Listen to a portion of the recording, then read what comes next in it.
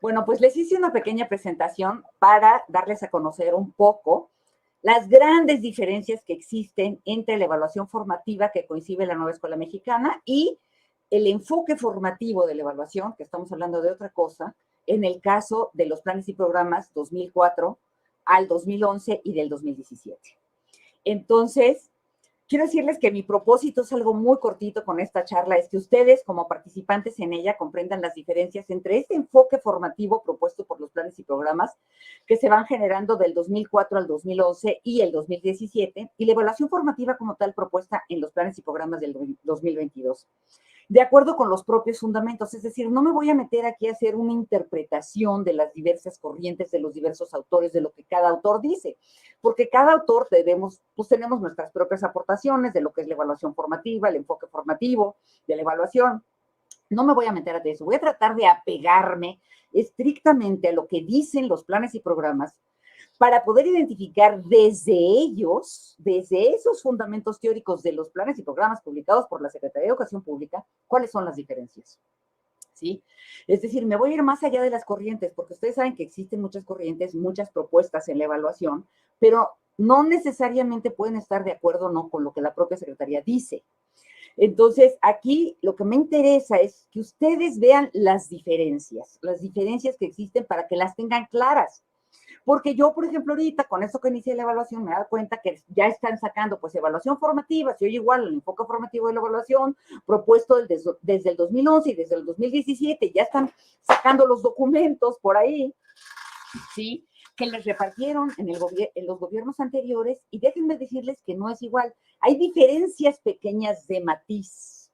De matiz quiere decir que verde claro no es igual que verde fuerte.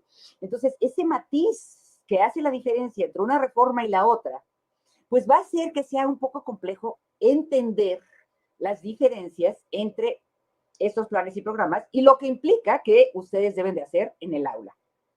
Ahora sí, la que sigue, por favor. Yo voy a iniciar con una pregunta detonadora y la voy a lanzar ahí, pongan lo que ustedes quieran en el chat. ¿Cuál es la diferencia con el enfoque formativo de la evaluación estipulado en el Plan 2011 como en el 2017 y la evaluación formativa propuesta por la nueva escuela mexicana? A ver, ahí en el chat pónganlo rápidamente. ¿Cuál creen que sea la diferencia? ¿En dónde creen que está la diferencia? Entre 2011 y 2017, voy a ponerlos en un bloque esos dos, y el 2022. ¿Cuál será la diferencia? A ver, los que están en el chat, rápido, pónganle por ahí. Se quedan pensando. Sí, sí, sí. Están meditando, doctor, están leyendo. Mediten, pero díganmelo. ¿Cuál es la diferencia? Compartan. Mediten, pero respóndanme algo. Aquí tenemos a Gers que dice la diferencia es que involucra a la comunidad. Es que involucra a la comunidad, ok, hay un elemento de participación importante. La contextualización con la comunidad, ok. Pero en términos de la evaluación, fíjense bien, de la evaluación, cuando hablamos de evaluación formativa, ¿cuál es la diferencia con el enfoque formativo de la evaluación? ¿Sí? Dice Rogelio, los desempeños, ¿cómo? El humanismo y la comunidad, evaluamos los procesos. Sí, evaluamos los procesos, dice Gabriela Mares. Efectivamente, hay una concentración en el proceso. El enfoque es distinto, la reforma actual se propone que sea integral, estoy de acuerdo, pero fíjense, en términos de la evaluación, vámonos a la evaluación como tal, que uno evalúa el nivel de competencias y la otra el trabajo comunitario. Ok, a ver, vamos viendo, el aprendizaje situado rescatando el proceso, pero el aprendizaje situado siempre ha estado, el 2011 ya se manejaba aprendizaje situado, igual que el 2017, ¿sí? La evaluación formativa contempla procesos y el enfoque formativo son procesos y resultados. Perfecto, ok, sí es cierto, por ahí va. Los objetivos del proyecto, las actitudes, es humanista. Evaluar para mejorar en el 2017, ahí ya se movió tan rápido que me perdí. La retroalimentación, la evaluación, formar al ciudadano que queremos, la ideología humana, la retroalimentación. Ok, bueno, fíjense bien, muy bien. Efectivamente, hay unas diferencias que me voy a meter a verlas ahorita con mayor profundidad. Quiero que vean ahora esta lámina que está aquí, en la que vamos a identificar lo que yo llamo los básicos de la educación. ¿Cuáles son los básicos de la educación?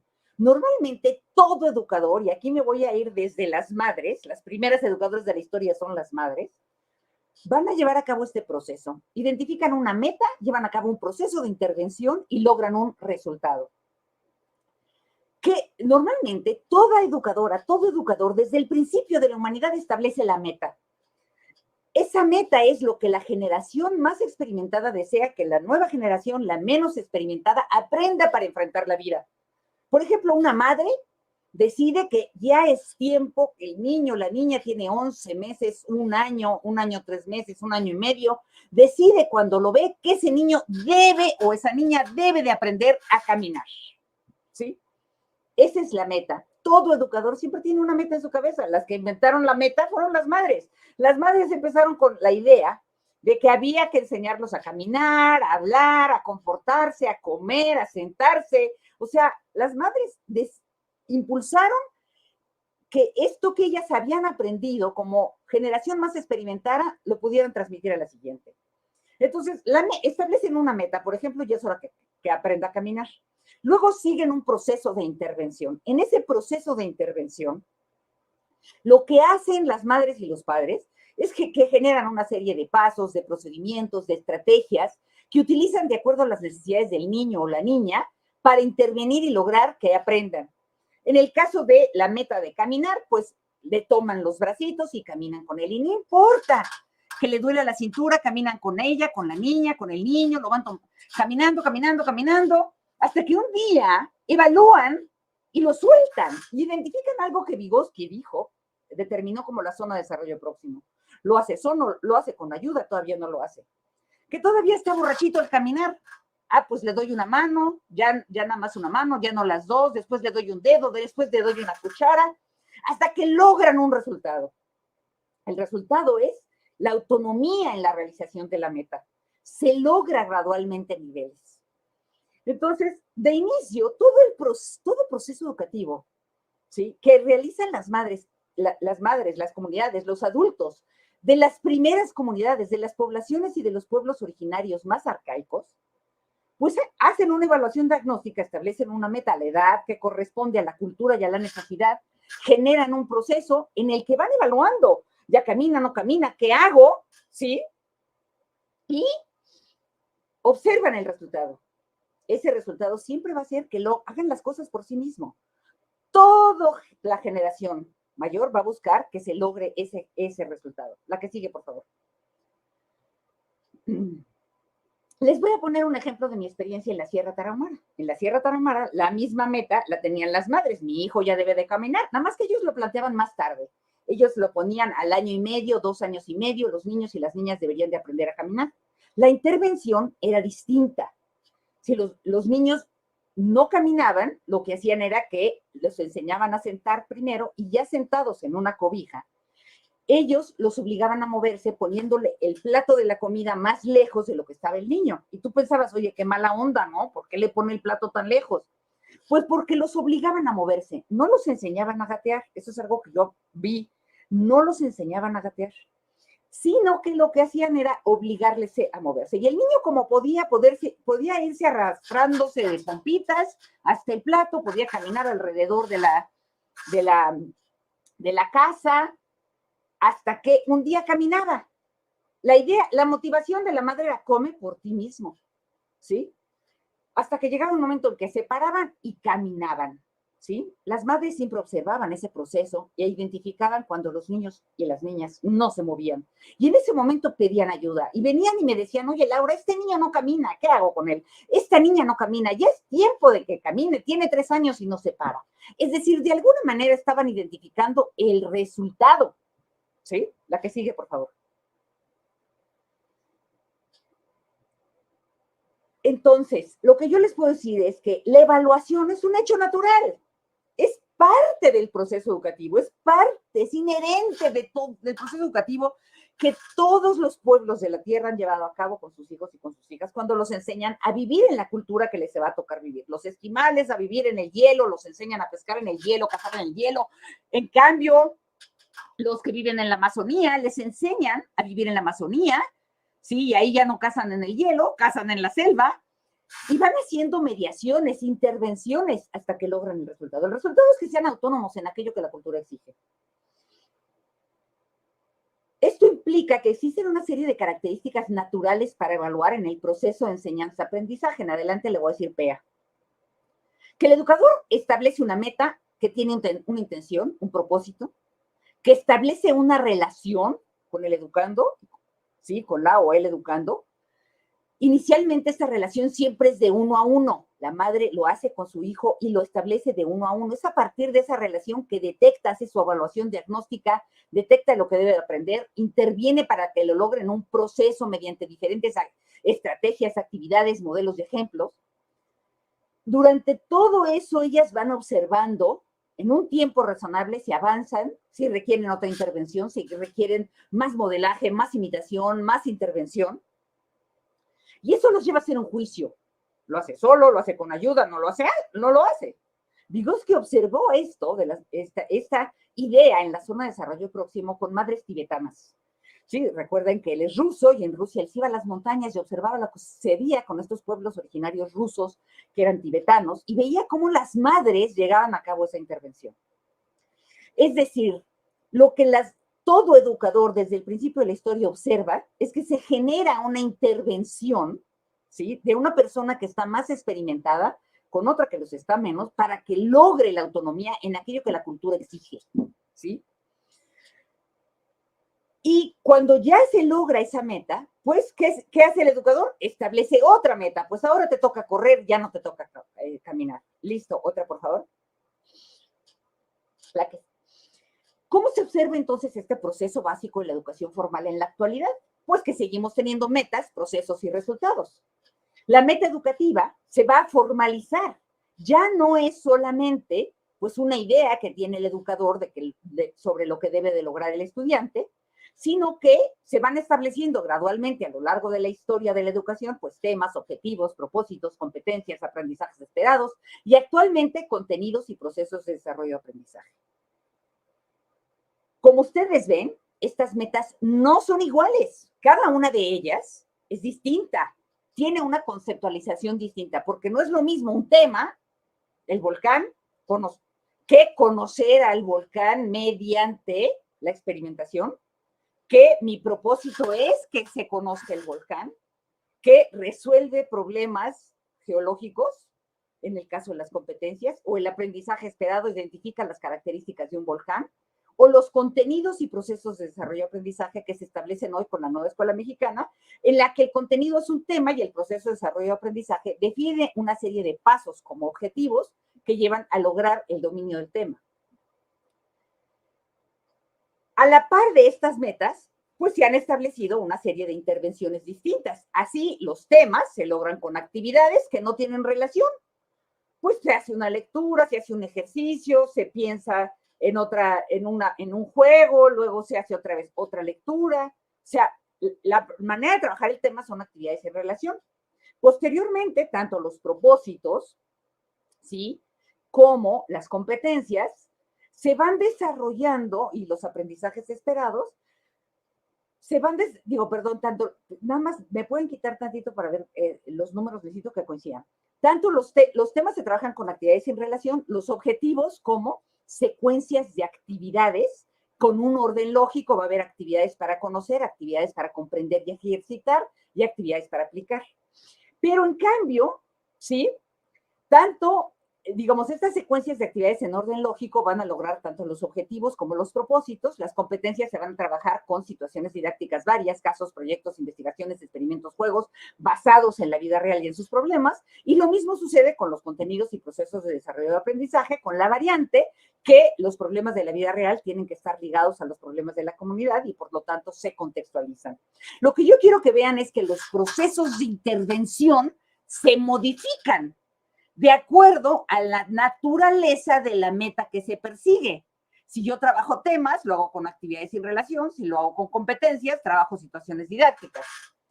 Pero también el resultado que se alcanza van a ser distintos, van a ser distintas. Porque el resultado que se alcanza de acuerdo, ¿sí?, a la identificación del tipo de meta y del tipo de actividades, pues es distinto. Si yo trabajo temas, pues el resultado que observo es conoce, no conoce. Si yo trabajo objetivos, pues el resultado que observo es el nivel de dominio.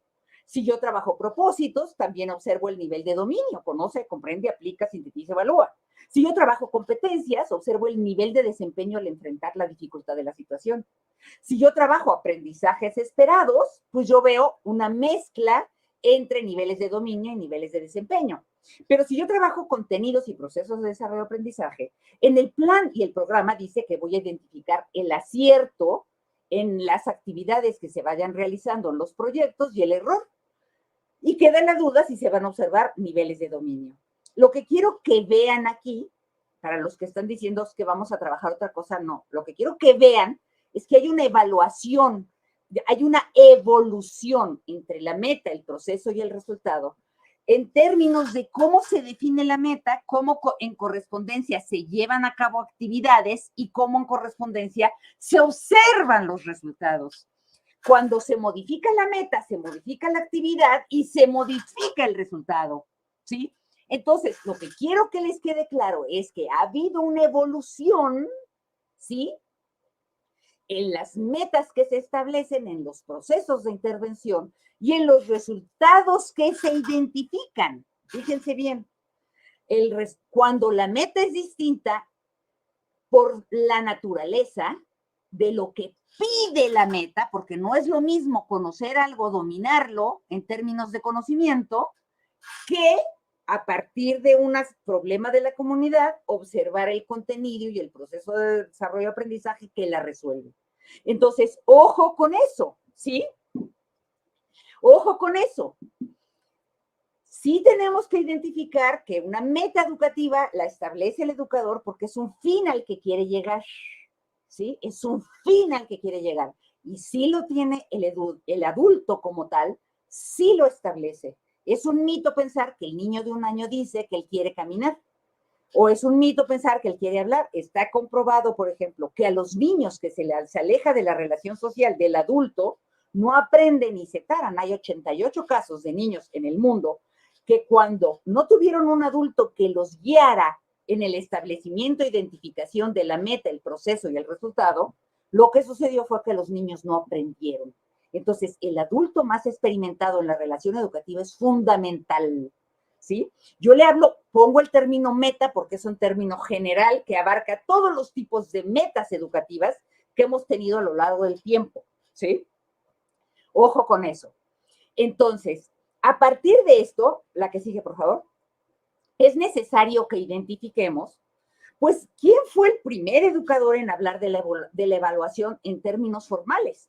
Es decir, si desde las madres había meta, proceso y resultado, desde las primeras madres, y lo vemos con las madres indígenas actuales que tienen meta, proceso y resultado en su cabeza, ¿quién fue el primero en hablar de la evaluación de manera formal? Pues fue Juan Amos Comenio. Juan Amos Comenio, en la didáctica magna, habla de la necesidad de la existencia de una escuela como espacio de enseñanza-aprendizaje, habla de la necesidad de un maternal de los 0 a los 6 años, de una escuela común de los 6 a 12, de una escuela latina de los 12 a los 18 y de una academia de los 18 a los 25. Él es el inventor de los libros de texto, él es el inventor del material didáctico, es decir, es el primero que los establece en su didáctica magna, pero él siempre trabajó bajo la fórmula el maestro dice y los niños escuchan. Y digo, estamos hablando de 1630, ¿ok? Obviamente. Entonces, él establece que debe de haber materias, que debe de haber libros y materiales, pero que una vez que uno realice el proceso educativo, uno siempre tiene que examinar a los estudiantes. Y usa la palabra examinar a los estudiantes. Fíjense bien, examinar a los estudiantes. Para poder determinar cómo aprenden, porque a uno como padre, como madre, como maestro, como educador, siempre le queda la duda, oye, ¿qué aprendió? De todas las actividades que pusimos, ¿qué aprendieron? ¿Qué se les quedó? ¿Qué se les borró? ¿Qué se les fue de la mente? ¿Sí? Entonces, él decía, hay que examinar a los estudiantes. Y él lo que hacía, dice, examinar quiere decir demostrarle al tutor, al maestro, que han aprendido. Y entonces, ¿él cómo lo hacía? Desde entonces hacía algo que hacemos los maestros, ¿sí? A ver, fulano, ponte a escribir, a ver, fulano, ponte a leer. Y entonces observaba si avanzaban en su aprendizaje. Elegía al azar en el grupo para darse cuenta si iban avanzando poco a poco, ¿sí? Y lo que hacía él decía, si no aprenden, intervenía con castigos, ¿ok? Estamos hablando de 1630, recuérdenlo. Para ingresar entonces a la academia, ya para cuando iban a entrar casi a lo que se consideraba la educación superior, él decía que el examen era público, que tenían que demostrarle a todo el mundo en público que habían aprendido. Y esto era una evaluación sumativa. La que sigue, por favor. Es decir, lo que quiero decirles es que la evaluación no es nueva, no es neoliberal, es inherente al proceso educativo y siempre ha estado con nosotros. Entonces, y que lo que tenemos que analizar es qué pasa con este proceso natural de enseñanza-aprendizaje y su evaluación a lo largo de la historia. Pues que se complica en la medida en que ya no es una padre y una madre educando a un niño en una relación uno a uno, sino que ahora tengo muchos niños, que ahora tengo muchos hijos, y entonces se forman grupos de hermanos, de compañeros, de compañeras, ¿sí? Y entonces, cuando se empieza a observar la educación como un hecho de reproducción social que es socioeducativo, socio y cultural, pues implica necesariamente que varias disciplinas del conocimiento van aportando a ese proceso de enseñanza-aprendizaje natural iniciado desde los pueblos originarios y arcaicos, ¿sí? Y le van aportando al proceso. Y entonces surge la gran duda de otra vez la misma que tenía Comenio, ¿cómo sé que están aprendiendo? ¿Cómo sé que los estudiantes aprenden? Cuando tengo muchos, ya no cuando tengo uno, ya no cuando tengo un hijo que estoy observando uno por uno y que puedo decir no camina, no habla, no brinca, no come, o sea, ya no es eso, sino tengo varios al mismo tiempo.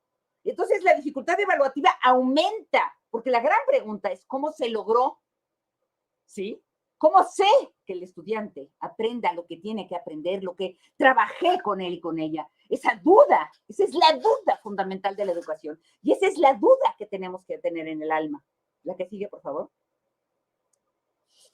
¿Sí? Entonces, cuando empezamos a trabajar ya desde 1630 con Comenio, la evaluación como un proceso de examinación, pues esta va evolucionando haciendo uso de las matemáticas. Es decir, empezamos a relacionar aquello que sabe el estudiante como un acierto, palomita, y entonces cuando se va a considerar correcto cuando dice lo que el maestro le dijo que era, y hay palomita, acierto. Y va a ser error la respuesta que se aleja de lo que el maestro dijo, porque recuerden que siempre ha sido la lógica lo que el maestro dice, el estudiante lo repite. Y entonces se establecen las escalas de representación 5, 10, 100, se identifica una acreditación, o sea, cuando yo sé que sí aprendió, palomita, y lo acredito, ya lo sabe, o no lo acredito y le digo, regrésate porque lo tienes que volver a estudiar. Y aquí iniciamos un proceso de contaminación de la evaluación, de la examinación, de poder examinar en qué modelo el estudiante aprendía con los números. Porque si se sacaba 5, tronaba, y si se sacaba 6, pasaba. Entonces, ese proceso se fue contaminando, ¿sí? Pero luego se fue complejizando todavía más cuando ya no solamente se evaluaba a un estudiante, a un grupo, sino a la escuela, al sistema educativo nacional. Porque toda esa evaluación que empieza con uno a uno, termina con el sistema educativo nacional, que es lo que ahora realiza Mejor Edu, ¿sí? Evalúa el sistema educativo, sobre todo, fíjense, la evaluación del sistema educativo nacional tiene que ver necesariamente con ¿qué hago con los recursos? ¿A dónde los pongo? ¿Sí? Porque había una lógica de que los recursos se concentraban en las ciudades y no se daban a otras partes. Entonces, la lógica inicial de los procesos de evaluación de los sistemas educativos era la distribución de los recursos. La que sigue, por favor. Y aquí entramos con las dificultades y los retos a evaluar en términos del aprendizaje cuando no solamente tenemos la pregunta de cómo sabemos que el estudiante ha aprendido la meta educativa, sino también cómo sabemos que tienen dificultades cuando tenemos un montón en el aula. ¿Sí? En esta lógica de la examinación del acierto es lo que dice el profesor y el error lo que no, Pues esta lógica viene del conocimiento. ¿Se conoce o no se conoce lo que estamos aprendiendo? Si se conoce, le doy palomita. Este procedimiento era muy fácil de llevar a cabo. Pero cuando el aprendizaje se va haciendo cada vez más complejo y ya no solamente estamos evaluando el conocimiento, sino que estamos observando algo más profundo como si el niño identifica, si reconoce, si analiza, si sintetiza, surgieron los niveles de dominio. Pero cuando los niños y las niñas empezaron necesariamente, ¿sí?, a tener otras demostraciones, cuando empezamos a trabajar, por ejemplo, competencias como la acción de resolver problemas, pues empezamos a tener muchas dificultades para evaluar, porque ya no solamente estamos evaluando el conocimiento, sino la acción del estudiante en contexto. Y les pongo un ejemplo ahí que siempre pongo, que es cuando tú le dices a dos niñas, descríbete a ti misma, cada una de ellas se describe de una distinta manera, y la gran pregunta es, frente a un desempeño a donde las dos se describieron a sí mismas, las dos hicieron lo mismo, pero las dos las hacen tan diferente que no podemos evaluar con las mismas categorías de antes. No podemos poner palomita, tache, acierto, error, sino que tengo que calificar una descripción. Y todas las descripciones de los 33 o de los 40 niños de mi salón van a ser diferentes. Entonces tengo que evaluar con niveles de desempeño. Y esa es la lógica de la evaluación de los niveles de desempeño. ¿Sí? Entonces, la lógica de la evaluación de los niveles de desempeño va a ser diferente, porque va a basarse en que hay algunos que lo hacen mejor que otros, y no es para competir, es para identificar eso que hace el mejor, cómo hago que los demás también lo aprendan. La que sigue, por favor. Y entonces entramos en una serie de retos del sistema educativo en su conjunto para evaluar.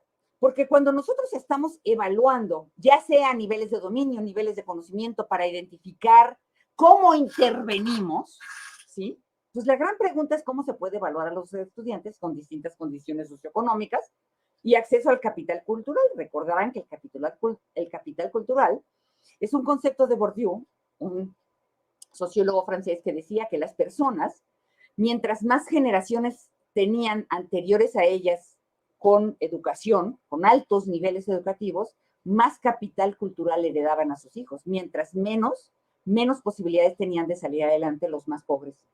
Entonces, cuando se llegan a aplicar los exámenes estandarizados para identificar cómo está el sistema educativo nacional, pues no se observan los factores, las variables internas y externas que afectan a los sujetos, y entonces lo que va a suceder es que los resultados van a ser siempre negativos para los más pobres, los indígenas y los migrantes. Y esto no es justo, ¿sí? Y por eso se le teme tanto a las evaluaciones estandarizadas, porque no se aplica el mismo examen, se piensa que es injusticia. Lo que pasa es que se olvida, y todo sistema educativo lo olvida, es que cuando esto se detecta, aquel sujeto que no puede, por equidad, debería de recibir más recursos, más recursos. Las evaluaciones estandarizadas deberían de tener como fin la entrega de recursos a los más pobres para que puedan salir adelante, no echarle la culpa a los maestros como sucedió. La que sigue, por favor. Entonces, tomando todo lo anterior en cuenta, ¿qué propuestas de evaluación ha habido en los últimos años en México? ¿Sí? Desde la lógica que existe una meta, un proceso y un resultado a observar, que se identifica de manera cualitativa, porque esa ha sido la historia, ¿sí?, de la educación. Pues yo voy a analizar como categoría de análisis la perspectiva de observación de la evaluación a partir de las bases que ya les describí.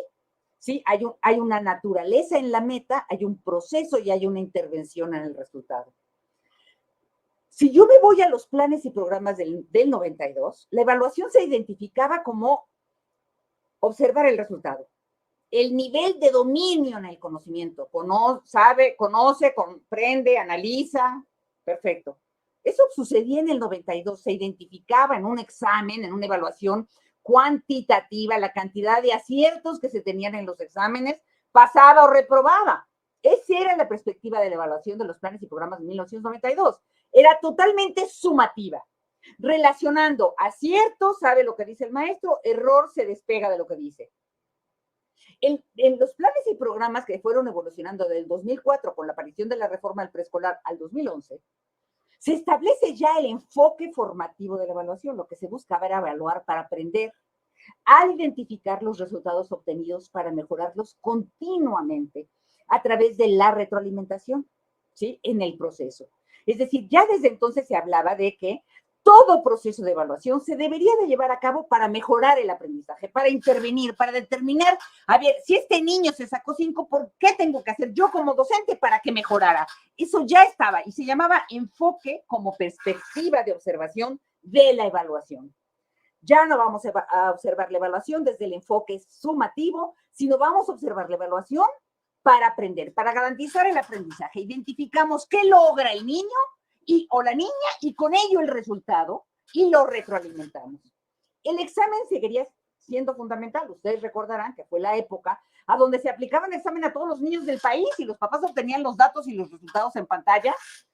¿Sí? Y les daban un taloncito, y me tocó con mis hijos, les daban un taloncito, el niño se sacó esto en el estándar, en el examen nacional, ¿de acuerdo? Pero, ¿sí? Cuando viene el Plan y Programas 2011, este enfoque formativo de la evaluación se perfecciona, mejora en el sentido de que identifica que no solamente vamos a identificar el resultado para mejorarlo, aunque de todas maneras ya desde el 2011 se establecía la necesidad de observar el proceso, el énfasis mayor estaba en el resultado.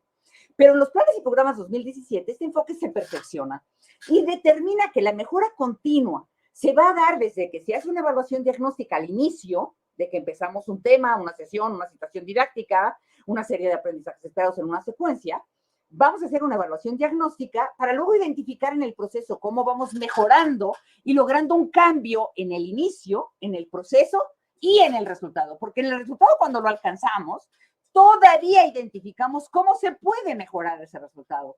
Y para eso, pues se analizan los logros en el proceso, en el inicio, en el desarrollo y en el resultado, en los momentos que vamos teniendo en la secuencia, porque ya se está trabajando con secuencias didácticas, con situaciones didácticas, en las que hay momentos, inicio, desarrollo y cierre, una evaluación diagnóstica, formativa, sumativa, con diferentes instrumentos y herramientas, y en cada uno se aplica una estrategia de evaluación.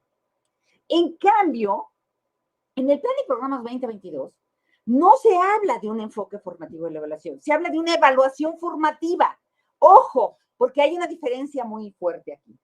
En esta evaluación formativa, lo que se busca es concentrarse en un seguimiento de los niños y de las niñas, de los educandos, en su aprendizaje todo el tiempo. Todo el tiempo vamos a estar identificando lo que logran, lo que no logran, lo que se les dificulta, lo que no se les dificulta. ¿Sí? De tal manera en que sí lleguemos a una calificación, pero esa calificación se va a obtener toda vez que hayamos recopilado la evidencia de aprendizaje en múltiples productos, tareas, trabajos, intervenciones, participaciones, de manera que podamos interpretar lo que las y los estudiantes logran. Desde esta perspectiva, la evaluación y el aprendizaje van de la mano, se atan, ¿sí? No hay una observación en el resultado. Ojo, aquí no hay observación en el resultado, sino que todo es proceso. Todo es proceso. ¿De acuerdo? La que sigue, por favor. ¿Cuál va a ser el procedimiento? Si yo tomo los planes y programas del 92, pues normalmente se hace un examen, se responde a la pregunta, ¿sabe o no sabe? Se contabiliza el número de aciertos contra el número de errores, se establece un número de acreditación y de reprobación y se usan niveles de dominio para diseñar el examen. No es lo mismo que yo te pregunte qué es la biología, cuál es la diferencia entre la biología y la zoología. O sea, hay una pregunta donde hay un nivel de dominio en la propia pregunta. En los planes y programas del 2004 al 2011 hay un mayor énfasis en el resultado. Implica cambiar el resultado y avanzar para mejorarlo mediante una intervención, sí recopilando evidencias en comportamientos y productos que se van a elegir en un plan de evaluación. Ustedes recuerden cómo los que fueron maestros en esa época ya se pedía un plan de evaluación que determinaba qué evidencias, qué productos, qué comportamientos ibas a recopilar para observar las evidencias en niveles de desempeño. Recuerden que en aquel momento aparece una boleta. Sí, no sé si recuerdan la boleta por niveles de desempeño que surge, que luego quitaron, ¿sí? Luego la quitan porque había una boleta que decía que era insuficiente o elemental, satisfactorio, etcétera. Eso fue en 2011. En el 2017 se afina un enfoque formativo para la mejora continua, haciendo un uso de una variedad de instrumentos y herramientas y procedimientos mediante el diseño de lo que se llama una estrategia de evaluación. Ya no es un plan, sino que es más pensado, es una estrategia, es un camino lógico, organizado, en el que no vas a recopilarlo todo lo que hacen los estudiantes, sino aquello que demuestra el aprendizaje. Vas a recopilar ciertos instrumentos que el estudiante realiza y vas a utilizar ciertas herramientas, listas de cotejo, rúbricas, etcétera. Entonces, y vas a identificar también niveles de desempeño. Ustedes recuerden que la evaluación del aprendizaje, todos estos documentos que surgen, que andan circulando ya por ahí, que había unas boletas, ¿se acuerdan que había unas boletas? Era una cartilla de evaluación por grado que le iba a durar toda la primaria al niño y a la niña, y que se identificaban también niveles de desempeño, ¿sí? Estaba organizada por niveles de desempeño, era una cartilla de evaluación, se iba a dar una por niño y se cortó el programa, ¿sí? Y luego entramos al plan y programas 2022. Aquí se parte de la relación educando-educador y se busca avanzar. ¿Y cómo se va a avanzar? Pues a lo largo del proceso de enseñanza-aprendizaje se van a recopilar producciones de los estudiantes. Esas producciones que pueden ser tareas, trabajos, proyectos terminados, proyectos ya elaborados, investigaciones, ejercicios, las actividades del libro de texto que les van a dar ahora. O sea, todo eso se va analizando, se va identificando con el estudiante, con la participación del estudiante en un proceso de desarrollo de la metacognición. Es decir, que él solo reflexione dónde está el error, en qué me equivoqué, qué hice nuevo, qué no hice, o en qué la regué, ¿verdad? ¿Sí? En pocas palabras. De una manera participativa en todo el proceso, de tal manera que al final la calificación otorgada es una interpretación que hace. Hay un juicio del docente, pero que surge de una interpretación de las evidencias que él recolecciona, que puede ser por campos formativos, en un portafolio por cada uno de los campos, en el caso de preescolar y primaria, o en el caso de TLC de secundaria, que van a trabajar los 4 campos formativos, yo creo que sí, de manera diferenciada, no tan integrada, porque el campo formativo en sí mismo ya es interdisciplinar y los libros de texto vienen diseñados por campos formativos. Entonces, pues pudieran tener portafolios por campos formativos con las producciones, de tal manera que ustedes hagan una valoración y una interpretación. La que sigue, por favor. ¿Sí? Ahora, si yo analizo las diferencias, quiero hacer aquí la diferencia, ¿de acuerdo? Observando los elementos básicos, meta, proceso, resultado. En los planes y programas del 92, pues, ¿qué se observaba? El dominio del saber, el resultado, el énfasis estaba dado en el resultado por la cantidad de aciertos. El énfasis estaba en el resultado que se obtenía en exámenes por aprobación y reprobación. Si yo me voy a los planes y programas 2004, 2006, 2009, 2011, se identifica el nivel de desempeño alcanzado en la resolución de casos y problemas de la vida real. La idea original era: yo te pongo casos y problemas de la vida real en situaciones didácticas, voy observando lo que logras y te otorgo un nivel de desempeño. El nivel de desempeño es qué tanto resuelves lo difícil, no solamente que sepas, sino lo difícil. Y ahí se evalúa la capacidad para resolver situaciones difíciles. Luego me voy al énfasis. O sea, lo más importante es que en estos planes el énfasis sí estaba en el resultado, aunque se observaba el proceso y se mejoraba en el proceso, el énfasis estaba dado por el resultado alcanzado, de tal manera que había exámenes y los niños eran evaluados cada año, identificando lo que afectaba eso para modificarlo mes con mes, año con año, ¿de acuerdo? Mes con mes, año con año. Entonces, aquí, en cambio, en el plan y programas 2017 también se identifica el nivel de dominio de aprendizaje, pero identificando cómo se va modificando de inicio a fin en situaciones didácticas mediante la recopilación de evidencias en comportamientos y productos que lo demuestren. Se siguen aplicando exámenes, sigue habiendo un énfasis en el resultado a partir de niveles de desempeño, pero observando el proceso. Le dan mucho peso al proceso y ese proceso estaba descrito en los niveles de desempeño. Se usan mucho también los niveles de dominio, pero sí se llegan también a los niveles de desempeño como proceso final. Los procesos estaban descritos en un logro, en una identificación de niveles de desempeño. ¿Qué pasa con el plan y programas de 2000? ¿Cuál es el énfasis? ¿A dónde está el énfasis? Ya no está en el resultado para nada. Siempre está en el proceso. Ojo con eso. Siempre está en el proceso, en este plan y programas. ¿sí? Y lo que se va a hacer es que se recopilan las evidencias en todo, entendido que todas las evidencias de proyectos, de problemas, de ejercicios, ¿sí? Se recopilan como tales, y cuando se recopilan esas evidencias, ¿sí? En trabajos, en exámenes, en participaciones, etcétera, pues entonces se va interpretando el avance, ¿sí? Que se hace. El énfasis siempre va a estar dado en el proceso y identificando el proceso como suma de comportamientos, es decir, yo identifico los comportamientos, ¿sí? Y los productos y voy sumándolos. Y aquí sí van a tener que utilizar medidas de tendencia central, porque al final sí hay una calificación. Es decir, este proceso de calificación tiene que otorgarse de alguna manera y no puede ser a ojo de buen cubero, ¿sí? La que sigue, por favor. ¿Sí? ¿Cuáles entonces son las características de la evaluación formativa de la nueva escuela mexicana? Pues la recopilación de comportamientos y productos, ¿sí? Del portafolio por campo formativo. Es indispensable que se van recopilando productos, comportamientos por campo formativo y se van relacionando estos, obviamente, con los procesos de desarrollo de aprendizaje contextualizados para demostrar el aprendizaje. La retroalimentación. Todo el tiempo hay un proceso de retroalimentación. Recuerden, la evaluación va de la par del aprendizaje. El maestro va cuestionando, preguntando, haciendo observaciones, recomendaciones, circulando, haciendo notar al estudiante que tiene que cambiar algo para que le caiga el 20 con el desarrollo de la metacognición. Se busca desarrollar entonces la metacognición como capacidad, la capacidad que tiene todo ser humano para detectar el error y cambiarlo, ¿sí?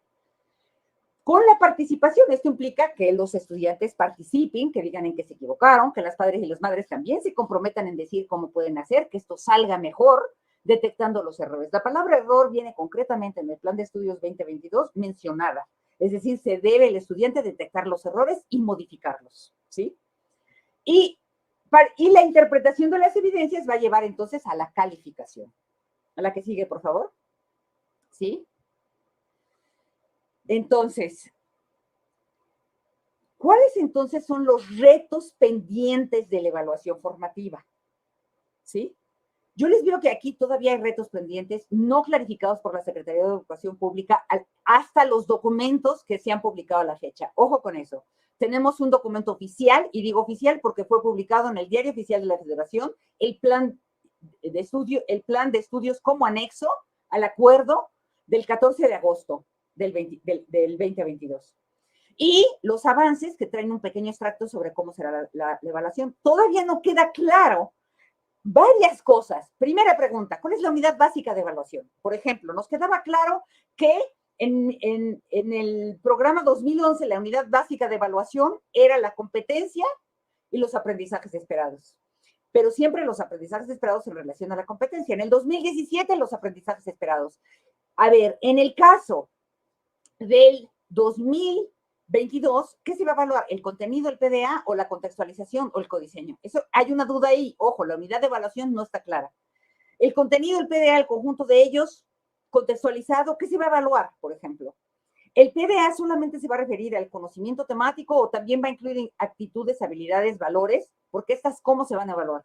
¿Qué se observa? ¿Solamente el error? Y esto está dicho en las páginas 81, 82, 118 del anexo. ¿O el acierto? El acierto ya se menciona en los avances de los programas. ¿Qué se considera error? Porque ahí dice que hay error, pero no queda claro qué es exactamente el error. Lo que se apega a lo que dice el docente, lo que se apega a los libros de texto, lo que se apega a lo que dice a la comunidad, a los saberes comunitarios, al conocimiento como tal. ¿A qué? ¿Qué es el error? O más bien desde Freire, la acción que se realiza para transformar la comunidad, si se transformó es acierto, si no se transformó no es acierto. Y aquí es importante verlo, porque si evaluamos la acción, las metodologías participativas, ¿sí? Van a conllevar a la identificación, detección, solución de situaciones y problemas, haciendo uso del contenido y PDA contextualizados, y entonces, ¿qué voy a evaluar? El conocimiento de los contenidos, sí, y del PDA, o la acción realizada en el proyecto. Son dos cosas diferentes. Ojo con eso, son dos cosas diferentes, ¿sí? Entonces, aquí hay que, estas preguntas yo las hago, no las puedo responder yo porque las tiene que responder la CEP. Ojo, estas preguntas quedan para la Secretaría de Educación Pública, porque todavía no salen los documentos finales sobre cómo se va a evaluar. La que sigue, por favor. ¿Sí? Entonces, la que sigue, ahí sí. ¿Qué retos de la evaluación formativa no están resueltos todavía? ¿Sí? No se contempla que el desarrollo de la capacidad metacognitiva para detectar el error depende de la edad. Se va desarrollando. No es lo mismo un niño de preescolar que un niño de los 8 años en adelante o los de secundaria. La metacognición se desarrolla. No puedes pedirle, por ejemplo, a los niños de preescolar que hagan evaluaciones sobre procedimientos, porque el error del procedimiento todavía no se nota. ¿Sí? Entonces, tampoco puedes pedirle a un niño de secundaria que detecte por sí mismo los errores socioemocionales, porque está en la crisis de la edad y eso hay que intervenir fuertemente para que los note. Entonces, la metacognición va a desarrollarse por la edad y ahí sí habría que retomar las aportaciones de las neurociencias. Si lo que se pretende desarrollar es la acción crítica en la resolución de problemas, esto implica que algunas soluciones de la situación van a ser mejores que otras. Si son mejores que otras, entonces no estamos evaluando solo el conocimiento, y no tendríamos que irnos más allá de detectar el acierto y el error, sino irnos a observar niveles de desempeño, ¿ok? Y se van a requerir entonces herramientas de evaluación como rúbricas. Las rúbricas nos permiten evaluar con niveles de desempeño, no con niveles de dominio o con palomita acierto error. Y si lo que se evalúa es el uso del conocimiento, la resolución de problemas de la vida real de la comunidad, pues la calificación no puede ser cuantitativa por cantidad de aciertos y errores, sino que tendría que observar niveles de aciertos. Para verle bien la diapositiva, después, si quieren, pueden con el YouTube ya en su pantalla abrirlo, ¿sí? No, doctora, ahí es la calidad de la imagen que están manejando o de pronto es la conexión a internet que les está jugando una mala pasada, porque la imagen se ve perfecta. Yo aquí tengo otra pantalla, la estoy checando, la imagen se ve perfecta, doctora. Perfecto. No, yo se los pregunto porque yo tengo una tele gigante, entonces luego a veces dudo. ¿Sí? Bueno, ok, la que sigue, por favor. Entonces, ¿qué se podría hacer en términos de la evaluación formativa? Si ya tenemos claro que nos vamos a centrar en los procesos, en la recopilación de las producciones, en una evaluación participativa que permite ir desarrollando la metacognición a la vez que va identificando los aciertos y los errores que todavía no nos queda clara la definición que van a dar de ellos. Entonces, pudiéramos tener dos caminos. El diseño de una estrategia de evaluación formativa detallada por situación de problemática ya contextualizada. Ustedes recuerden que en el programa analítico, pues viene de la lectura de la realidad, del plano de la lectura de la realidad. Lo que van a hacer posteriormente es detectar situaciones problemas a partir de la problematización que se realice con las aportaciones de los campos formativos, y a partir de esas situaciones problemas, entonces, con su plan de estudio, elegir los contenidos y los procesos de desarrollo de aprendizaje que llevan a resolver esa situación y con ello agregar, recomponer, rediseñar o diseñar nuevos contenidos y procesos de desarrollo de aprendizaje en el plano del codiseño. A partir de eso, entonces, ¿qué se va a hacer de la evaluación? Un diseño muy detallado sería que por cada situación didáctica determinen una estrategia de evaluación que delimite qué productos se pueden recopilar, ¿sí? Por ejemplo, si yo hago una campaña para la limpieza de la comunidad con los contenidos y PDAs de lenguaje y de saberes y pensamiento científico, pues establezco como productos las producciones escritas de la campaña en borrador y finales, porque del borrador a los finales hay procesos de mejora, ¿sí? Y recopilo memos, pósters y anuncios, los comportamientos, las observaciones en las contribuciones de trabajo en equipo, y como herramientas tengo un registro anecdótico a donde yo voy dando cuenta del proceso, unas listas de cotejo para observar la colaboración en equipo y unas rúbricas de evaluación de las producciones escritas. Otra manera de hacerlo sería que el diseño de una estrategia de evaluación formativa de la situación problemática contextualizada a nivel general. De acuerdo con el campo formativo y las situaciones problemas elegidas con posibles situaciones didácticas, pues se establecen las orientaciones generales para evaluar. Es decir, se hacen orientaciones de manera general, puede ser por campo formativo. Esas orientaciones determinan qué van a observar, mejorar, recopilar, que permitan identificar la evidencia. Recuerden que la evidencia no es el producto, la evidencia no es el comportamiento. Yo las tengo que buscar, la evidencia de aprendizaje, en cada producto, en cada comportamiento. Entonces, yo determino qué tipo de productos, de comportamientos puedo recopilar y defino los criterios de selección con instrumentos y herramientas, así como especificaciones de uso. La que sigue, por favor. En conclusiones, y ahora sí ya para terminar, existen diferencias de matiz, y eso es lo que para mí, mi intención con esta charla era que ustedes diferencien, ¿sí?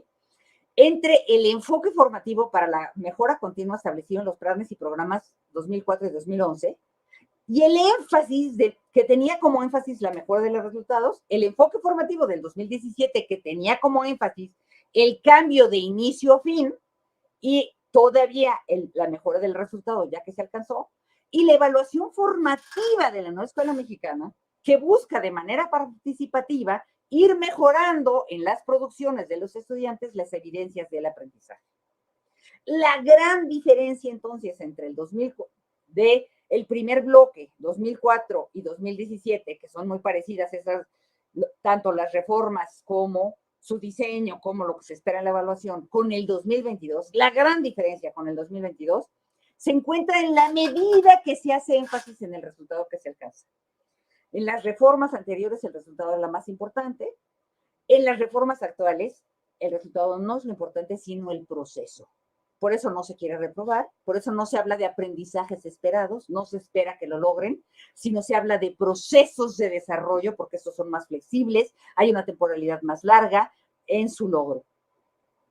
Entonces, la gran diferencia entre la evaluación del enfoque formativo y de los planes 2004-2011 con la evaluación formativa propuesta es que básicamente los primeros observan el resultado, los segundos, el proceso, que se identifiquen las producciones, y esto lleva a un planteamiento totalmente distinto de la evaluación, de los procesos, de los mecanismos, de todo lo que tenga que hacer.